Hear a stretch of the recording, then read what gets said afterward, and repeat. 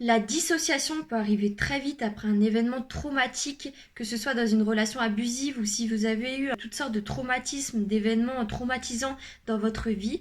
On peut commencer à mettre notre cerveau en off et à totalement se déconnecter de la réalité. Ça peut être très dangereux, ça peut durer sur des périodes très longues comme ça a été mon cas. J'ai passé 10 ans avec un pervers narcissique, j'ai vécu beaucoup de traumatismes durant cette relation qui ont accéléré ce processus de dissociation.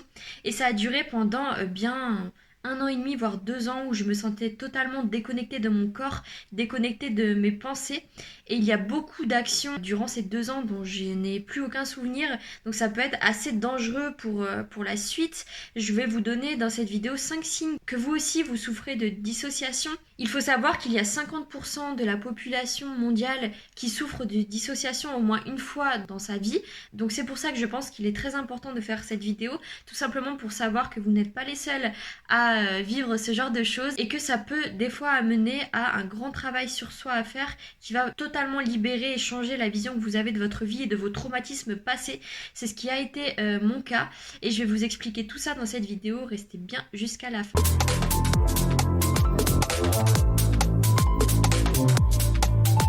J'espère que vous allez bien. On va parler de dissociation qui arrive après les traumatismes. Ça peut être réellement très perturbant pour quelqu'un qui a l'habitude, comme moi je l'étais, d'être tout le temps au contrôle de sa vie, d'être tout le temps au contrôle de ses pensées. Là, on arrive dans une situation où on se sent totalement déconnecté de notre environnement. On n'arrive plus à penser correctement, on sent un brouillard mental dans notre cerveau qui ne répond plus à nos pensées. Enfin, c'est vraiment un chaos qui se met en place et ça peut être réellement perturbant et on peut vraiment avoir peur d'être folle. On peut vraiment avoir peur d'avoir une maladie mentale ou un problème de mémoire. Je vais en parler dans cette vidéo parce que c'est ce que j'ai vécu. Avant de vous dévoiler les 5 signes, surtout n'oubliez pas de vous abonner. Je vais vous donner plein de méthodes pour guérir de cette dissociation. Je vais également faire une vidéo prochainement sur comment je m'en suis sortie et ce que ça a amené de magnifique dans ma vie par la suite, parce que ça a amené tout un travail que j'ai pu faire par la suite qui m'a énormément été bénéfique. Alors le premier signe d'une dissociation, c'est la perte de mémoire. Ça peut être extrêmement flippant, c'est le mot, c'est super flippant. On peut avoir aucun souvenir sur des longues périodes. Comme je vous l'ai dit, moi ça a duré pendant 1 an et demi, 2 ans, où j'étais tellement déconnectée de moi. C'est quand j'ai quitté mon ex, donc le pervers narcissique avec qui j'étais pendant 10 ans. J'ai commencé à ne plus me souvenir de longues périodes ou de choses que je faisais.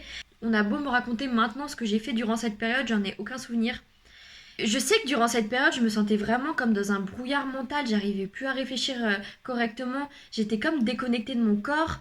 Il y avait une barrière entre mon entourage et comment je me sentais à l'intérieur de moi, comme si je faisais plus partie de ce monde et que j'étais vraiment dans mon monde et qu'il y avait une barrière en fait entre moi et les autres, que tout le monde vivait autour de moi et moi j'étais là et je regardais un peu comment se passe la vie, mais j'arrivais pas à être au contrôle de ma vie.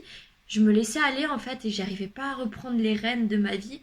Donc durant cette période, j'ai eu une énorme perte de mémoire, un énorme trou noir, des choses que j'ai faites que je ne me rappelle absolument plus. Et ça a été d'ailleurs des choses importantes pour d'autres personnes de mon entourage qui m'ont côtoyée à ce moment-là. J'ai d'ailleurs côtoyé quelqu'un avec qui j'étais durant 1 an et j'ai pratiquement aucun souvenir de ce qui s'est passé durant cette période parce qu'on est totalement déconnecté du présent à ce moment-là. Après, il faut savoir que c'est réellement un des symptômes les plus communs. Et souvenez-vous bien que la dissociation, c'est un moyen de se protéger des traumatismes et du stress parce qu'on a réellement trop de douleurs parfois qui nous est arrivé pendant un laps de temps plutôt court.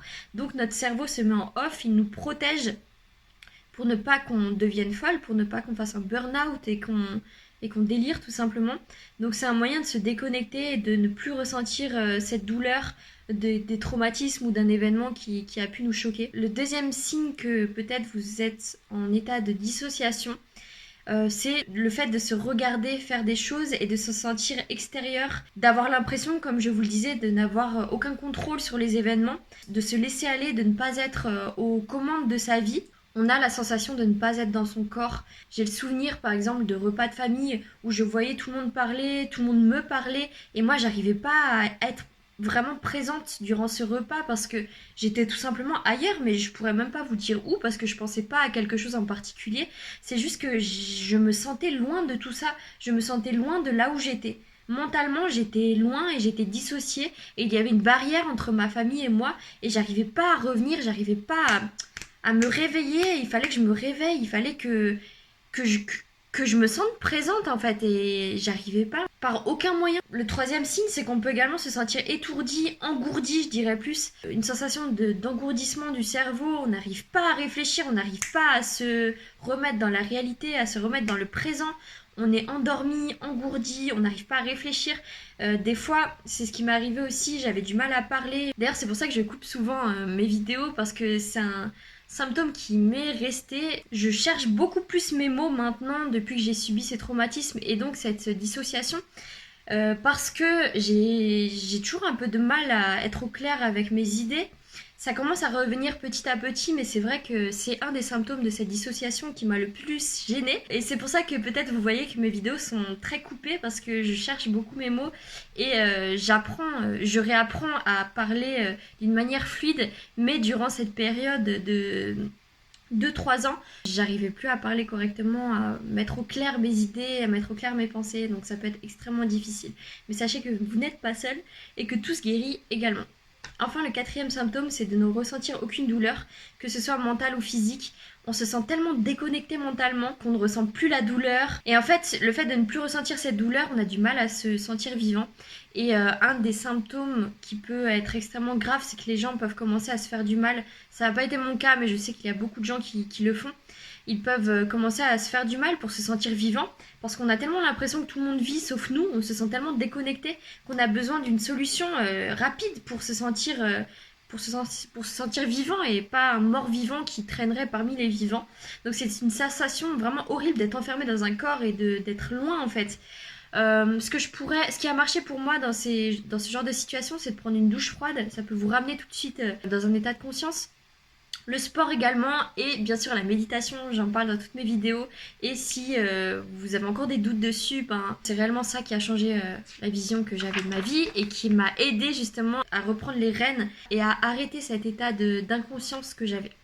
Enfin, le dernier signe que vous êtes en état de dissociation, c'est qu'on ne sait plus qui l'on est et là on est une réelle perte d'identité. Quand on a été déconnecté de soi durant une longue période, comme ça a été mon cas durant 1 an et demi, 2 ans, on ne sait plus qui l'on est, on ne sait plus qui l'on pensait être, on ne sait plus ce que l'on aime, ce que l'on n'aime pas. Et je pense que c'est la pire partie de la dissociation. Ça peut très souvent se transformer en une réelle dépression.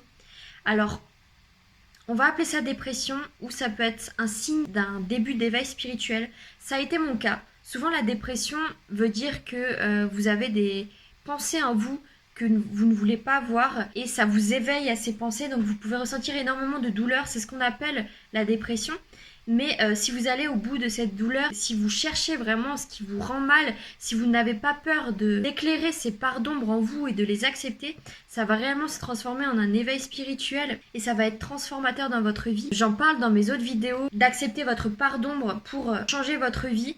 Vous pourrez voir d'autres vidéos que je vous mettrai en lien en dessous de la vidéo. Ça s'appelle le shadow work, le travail de l'ombre, pour apprendre à accepter ses parts d'ombre et retrouver son identité après une dissociation ou un événement traumatique. Rien n'est jamais perdu, au contraire, ça pourra se révéler être un véritable cadeau pour vous, vraiment une étape de votre vie qui sera inoubliable puisqu'elle vous permettra d'accéder à un état de conscience beaucoup plus élevé que l'état dans lequel vous êtes. Donc ne perdez pas espoir, c'est un réel signe que les choses sont en train de changer, qu'il est temps d'éclairer vos parts d'ombre, qu'il est temps d'accepter ces zones que vous voulez cacher, tout ce que vous voulez enfouir en vous. N'ayez pas peur, vous n'êtes pas les seuls dans cette situation. N'oubliez pas de vous abonner, je ferai un maximum de vidéos pour vous apporter un maximum de valeur et pour vous aider réellement puisque je suis passée par là. Je vous fais de gros bisous et je vous retrouve très vite pour une prochaine vidéo. Prenez bien soin de vous.